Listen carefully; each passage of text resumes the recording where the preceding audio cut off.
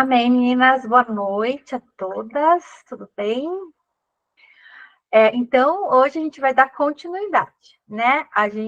Eu estou intitulando assim, dia 1, dia 2, dia 3, né? E vamos ver até onde que nós vamos com tudo isso, né? Deixa eu compartilhar aqui com vocês. Eu não... Tá aparecendo? Tá, né? Deu certo, Rô. Certo, né? Então tá bom. Então, estamos no dia 2. Antes da gente começar, eu queria fazer um recapitular, né, aquilo que nós conversamos na célula anterior, né, aquilo que Jesus está nos ensinando, né, nesses 5 capítulos, né.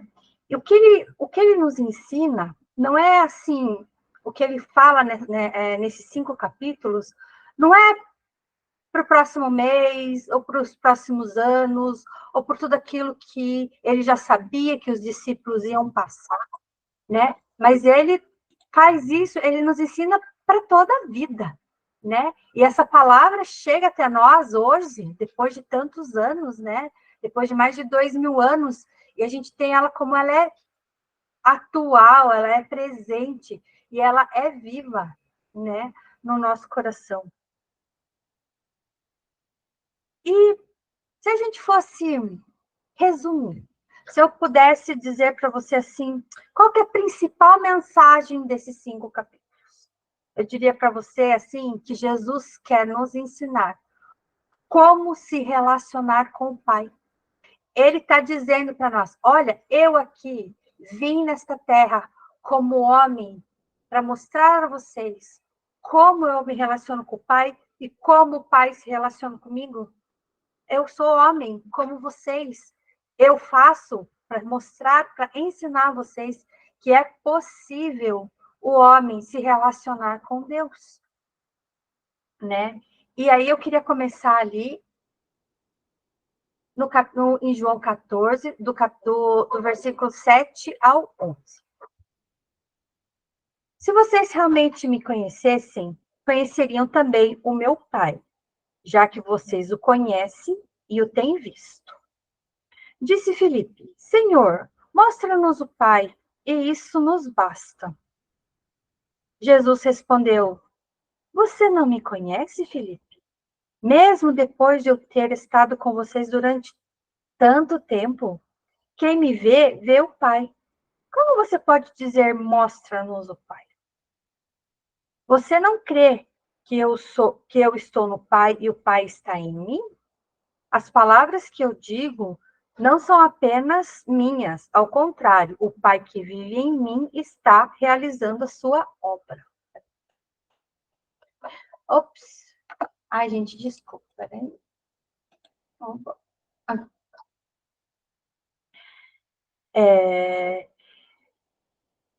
Creiam em mim quando digo que estou no Pai e que o Pai está em mim, ou pelo menos creiam por causa das mesmas obras.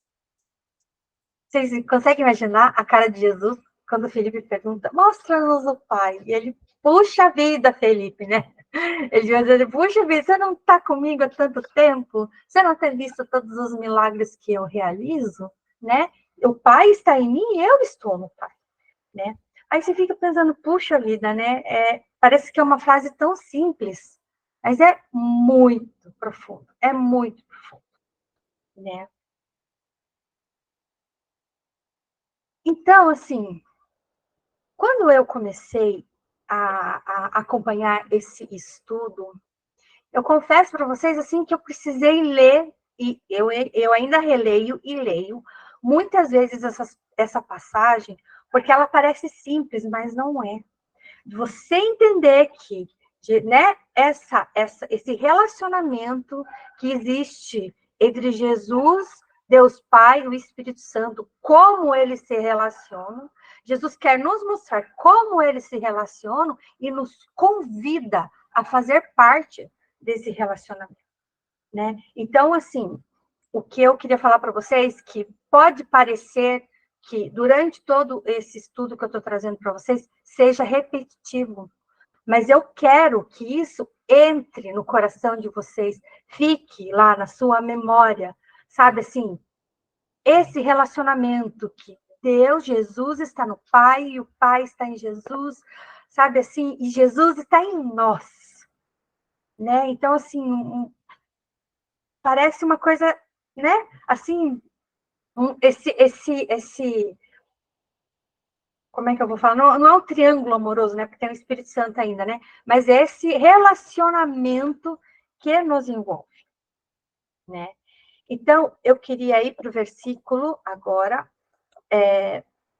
14, 10. Eu grifei ali, você viu? Eu coloquei ali em negrito e em outra cor, porque eu quero chamar bastante a atenção de vocês para esses pedacinhos, né?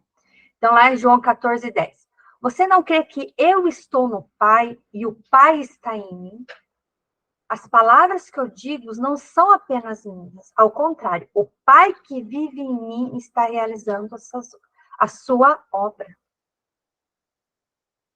E lá em João 14, 20, né? Naquele dia compreenderão que estou em meu Pai, vocês em mim e eu estou em vocês. Aí você fala assim, poxa vida, né? E para mim, pelo menos para mim, né? Ah, como? Como assim? Ah, eu, Jesus, Jesus está no Pai, o Pai está em Jesus, Jesus está em mim, né? Às vezes a gente passa assim, ali, a gente lê, acho que entendi, e continua caminhando com a sua vida, né? Daí você vai para o seu dia a dia, né? Mas eu queria puxar falar tentar contextualizar para vocês essa situação, né? Eu já tinha ouvido muitos outros pastores falarem sobre isso, outras pregações, mas não me lembro, acho que ano passado, numa pregação do pastor Michel, né, ele falou que tudo que você vai fazer, tudo que você faz, não só em relação a Deus, mas no seu dia a dia, no seu casamento, na sua vida, precisa ser intencional. Às vezes, a nossa correria do dia a dia, a gente vive no automático. Eu falo que eu também vivo no automático, às vezes. Faço sem pensar, né? É que nem dirigir, né? Quem dirige, né? A gente não pensa, né, para dirigir. É tudo automático. Trocar a marcha, pisar ali na embreagem, no acelerador, no freio. É uma coisa muito automática, né? A gente tá ali, tá dirigindo, né? Então, quando você decide fazer alguma coisa, né? Quando você decide, quando você obedece uma palavra de Deus, quando você entende a palavra de Deus, aquilo lá tem que vir, por isso a gente fala, tem que vir do coração, você tem que ter a intenção de fazer, e não simplesmente pensar, não, daqui para frente eu vou fazer isso. Entendi, amém, daqui para frente Jesus é o Senhor da minha vida. E continua a sua vida, sabe? Você não internaliza esta mensagem e passa a viver com intenção que Jesus é o Senhor da sua vida, né? Aí, às vezes, você vai no culto. Domingo de manhã é o dia de eu estar no culto, né? E você entra lá, participa do louvor, nossa, pregação, veio uma palavra, Deus falou comigo, né? Viveu aquele momento, aí parece que desliga a chave, sai, vai embora e continua a sua vida. Então, às vezes, quando a gente recebe uma palavra, até para o nosso cérebro, muitas vezes a gente precisa verbalizar para o nosso cérebro. Ele realmente gravar na nossa cabeça, né? Não, a partir de agora, eu vou viver assim. Eu vou ter Jesus no meu coração, eu vou gravar os mandamentos de Deus na minha vida e eu vou viver pela fé, eu vou viver crendo nos milagres, eu vou viver ser intencional, né? Por exemplo, a nossa vida cotidiana. A gente tem muitas situações, né, que a gente está sentado com o filho na sala, está sentado com o marido na mesa, tal, e você não está conversando, está colocando o seu dia, tá? Todo mundo comeu, recolheu o prato, tá? Saiu, né? Agora, se você chega, não, este momento é o nosso momento de família. Eu vou me desligar das outras coisas né? Agora, a minha atenção é 100% para o meu filho, né? A gente não fala assim que a gente precisa olhar nos olhos, né? Olhar nos olhos de com quem você está conversando, para que você seja intencional, que você, não, eu estou ouvindo o que você está falando. Eu me importo com o que você está me dizendo, né? Então, mesma coisa com Jesus. A gente lê a palavra de Deus e a gente precisa ser intencional. Não, Jesus está dizendo, ele vive em mim, então ele vive em mim, né? Lá em Efésios 3,19, diz assim: e conhecer o amor de Cristo, que excede todo entendimento, para que sejam cheios da toda a plenitude de Deus. Por que eu estou dizendo, né? O que eu estou dizendo? Por que eu puxei esse versículo para você? Nós precisamos ter o amor de Cristo na nossa vida, que a gente não consegue entender. Porque a própria palavra de Deus diz que ele excede todo entendimento. Né? Só mais uma coisa que eu queria falar assim. Eu. Eu tô lá no culto, tá tocando louvor, aí a pessoa que está conduzindo o louvor fala assim, levante as suas mãos. Tudo bem você levantar a mão. Eu só levanto a minha mão se realmente eu quero levantar a minha mão. Se eu quero realmente levantar a minha mão para adorar a Deus. Vai ter outros momentos em que ninguém falou para eu levantar a mão e eu vou levantar a mão, porque aquele momento é o meu momento com Deus. Parece ser uma coisa pequena, mas a gente precisa ser intencional até no levantar as mãos, né? Por isso que a gente fala assim, se você vai no culto, seja intencional. Este é o meu momento com Deus. Eu vou me desligar das coisas que estão à minha volta, porque este momento é meu e com Deus. Isso serve para nós, na nossa devocional de todas as manhãs, né? O horário que você faz, naquele momento que você tira com Deus, que não seja uma coisa automática. Ah, faz parte da minha rotina, já encaixei 20 minutos ali, 6 horas da manhã, 5 horas da manhã, acordei mais cedo, aí cumpri. Dei um check na minha tarefa do dia. Né? A gente precisa pensar muito nisso. Né? E lá em João, 1 João 5,3, diz assim: porque nisto consiste o amor de Deus, em obedecer os seus mandamentos, e os seus mandamentos não são pesados. E porque nisso consiste o amor de Deus. Se você ama de verdade, você faz aquilo que Deus está pedindo para você. Vamos pensar assim, ó. Amor à sua família, amor ao seu filho. Quando você, né, principalmente as pessoas que se apaixonam, né, tem aquela paixão, aquele primeiro amor por uma pessoa, por seu marido, né, por namorado, né, você não consegue tirar aquela pessoa da sua cabeça, você fica pensando nela o tempo inteiro. Você passa o dia, você vai fazer uma tarefa, mas logo depois a pessoa volta nos seus pensamentos, né? Quando você vai, por exemplo, meu amor pelo meu filho. Quando eu vou no supermercado, eu sempre penso que eu tenho que quero comprar alguma coisa para ele. E não é qualquer coisa, é alguma coisa que ele gosta de comer. Por quê? Porque eu amo meu filho, eu quero agradar ele. Né? Então, eu vou lá, compro um biscoitinho. Ele adora chocolate, eu vivo comprando chocolate para ele. Não é? A gente pensa assim, né? E quando a gente vai pensar lá, vai fazer a nossa planilhinha de gastos, né? O que a gente coloca lá eu, pelo menos, o que eu coloco na minha planilha? O que meu filho precisa? Com o que eu vou gastar meu dinheiro? Como? Para que isso vai aqui, vai ali? E a gente acaba priorizando as pessoas que a gente ama, né? Nesse contexto todo, eu queria que você pensasse: Deus está nos teus pensamentos? Ele vive em você dessa forma? Você quer estar sempre com ele? Você não vê a hora de poder gastar uns minutinhos, ficar com ele na presença dele, mesmo que seja em silêncio, mas que seja intencional. Não, Deus, agora eu estou aqui, meu Deus. Eu quero estar com você, eu quero ouvir a sua voz. Estes 5 minutos que eu tenho são teus, sabe? Tem que ser uma coisa assim, intencional, que não, eu vou fazer isso agora, né? E você coloca Deus como prioridade na sua vida? O que é colocar Deus como prioridade na sua vida?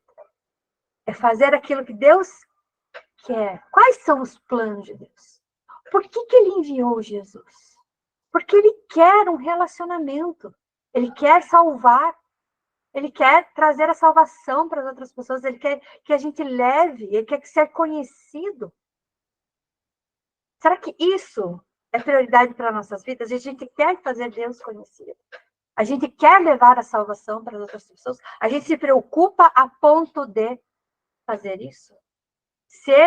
Fazer isso, fazer parte da nossa vida, né? E nesse estudo, uma coisa que eu me dei conta, eu conheço a Deus nesse ponto, eu falo que eu amo a Deus, mas eu faço isso? Queria abrir um parênteses para vocês, assim, que como esse estudo tocou a minha vida. Quando eu morava em Florianópolis, lá em 2010, né, a gente tinha o nosso grupo, né, eu gosto muito da Vinha, né, acompanhava muito eles. E tem uma música lá que diz assim: tome tudo de mim, tome o teu lugar. Quando eu estava montando esse estudo, eu parei para pensar assim: nossa Deus, eu cantava essa música com tanto, assim, sabe, assim, era uma coisa que eu queria, sabe, era uma coisa verdadeira, mas eu nunca entendi direito o que era isso. Eu achava lindo. Tome tudo de mim, tome o teu lugar. Né? Tem uma outra música que fala assim: mais de mim, mais de ti, menos de mim. Né? Da Nívia Soares, que ela fala, né? Mais de ti, menos de mim. Eu nunca tinha entendido isso na profundidade do que Deus realmente queria na minha vida, né? E foi assim, e nesse período que eu estava lá em Florianópolis, eu vou dizer para vocês assim, que foi aonde o meu casamento ele começou a decair, sabe? E eu procurei ajuda, procurei conversar com as pessoas, né? E o que as pessoas me diziam, né? Conversar com a pastora da igreja que eu estava lá na época, conversei com outras pessoas. E o que me ensinavam? Que falavam para mim que eu tinha que orar mais, que eu tinha que ler mais a Bíblia, né? Que eu tinha que buscar ser mais como Jesus, né? Mas nunca ninguém tinha me falado desse relacionamento com Deus que eu precisava ter nesta profundidade, de, de receber o amor de Deus na minha vida, como Deus ama Jesus, Jesus ama Deus. Jesus ama o Espírito Santo ama Deus ama Deus. Esse relacionamento que existe entre na Trindade, eu entrar dentro desse relacionamento. Isso nunca ninguém me falou.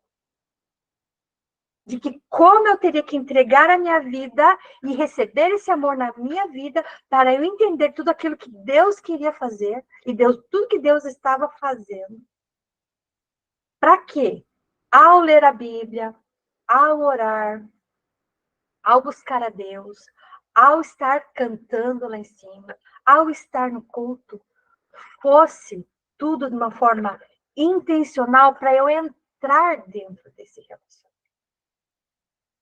Né? Então, assim, eu ainda não entendo tudo, eu não entendo 100%, eu ainda preciso ler mais, assim.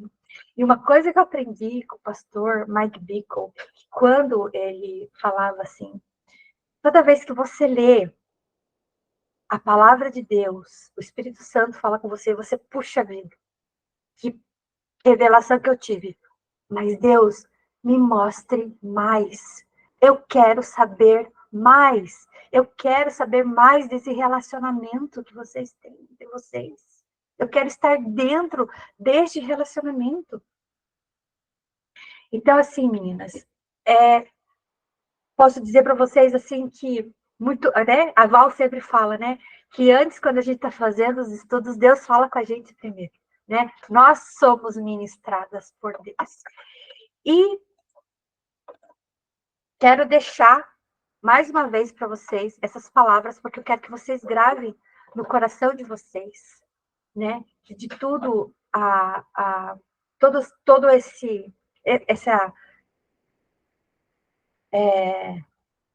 como é, essa forma como Jesus nos chama para estar dentro desse relacionamento. E tudo que ele nos ensina nesses 5 capítulos, né? Então, lá em João 13, 17, fala assim, né? Agora que vocês sabem essas coisas, felizes serão se as praticarem. Em João 15, 11, tenho dito essas palavras para que a minha alegria esteja em vocês e a alegria de vocês seja completa. Em João 16, 11, eu tenho dito tudo isso para que vocês não venham tropeçar.